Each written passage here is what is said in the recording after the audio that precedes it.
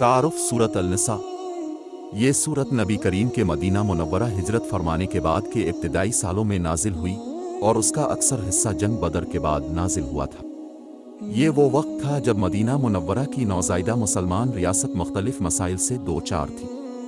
जिंदगी का एक नया ढांचा उभर रहा था जिसके लिए मुसलमानों को अपनी इबादत के तरीक़ों और अखलाक व मुआशरत से मुताल्लिक़ तफसीली हिदायत की ज़रूरत थी। दुश्मन ताकतें इस्लाम की पेशकदमी का रास्ता रोकने के लिए सरतोड़ कोशिशें कर रही थीं और मुसलमानों को अपनी जोग्राफियाई और नज़रियाती सरहदों की हिफाजत के लिए नित नए मसाइल का सामना था।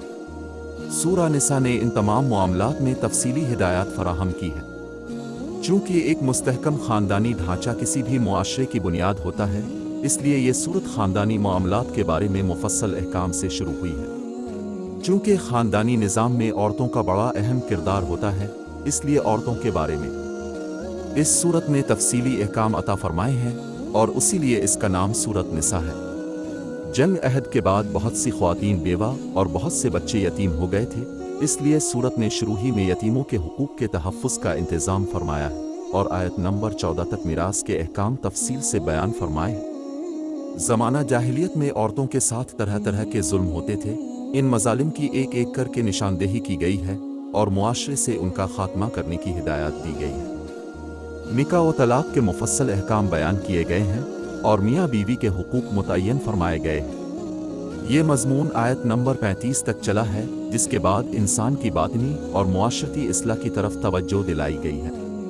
मुसलमानों को अरब के सहराओं में सफ़र के दौरान पानी की क़िल्लत पेश आती थी, लिहाजा आयत 43 में तयम्मुम का तरीक़ा और आयत 101 में सफ़र में नमाज क़स्र करने की सहूलत अता फरमाई गई है। नीज़ जिहाद के दौरान नमाज खौफ का तरीक़ा आयत 102 और 103 में बताया गया है।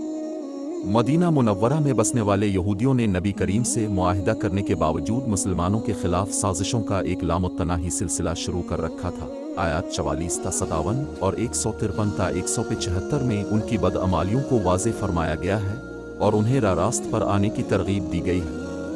आयत 171 ता 175 में उनके साथ ईसाइयों को भी खिताब में शामिल कर लिया गया है और उन्हें तस्लीस के अक़ीदे के बजाय खालिस तौहीद इख्तियार करने की दावत दी गई है। इसके अलावा आयत 58 ता 59 में सियासत और हुक्मरानी से मुताल्लिक़ हिदायत आई है। मुनाफिकीन की बदअमालियाँ आयत 60 ता 70 और फिर आयत 137 ता 152 में वाज़े की गई है।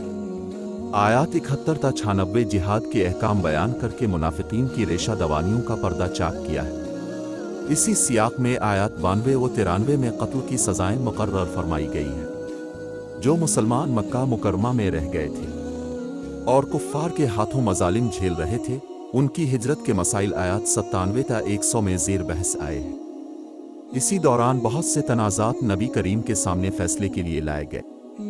आयत 105 ता 115 में उनके फ़ैसले का तरीक़ा अब को बताया गया है और मुसलमानों को अब का फ़ैसला दिल व जान से कबूल करने की ताकीद की गई है। आयत 116 ता 126 में तौहीद की अहमियत वाज़े की गई है। ख़ानदानी निज़ाम और मीरास के बारे में सहाबा किराम ने नबी करीम ने मुतअद्दिद सवालात पूछे थे। आयत में 127 ता 129 और फिर 176 में इन सवालात का जवाब दिया गया है। खुलासा ये कि पूरी सूरत अहकाम और तालीमात से भरी हुई है और शुरू में तक़वा का जो हुक्म दिया गया था, कहा जा सकता है कि पूरी सूरत इसकी तफसीलात बयान करती है।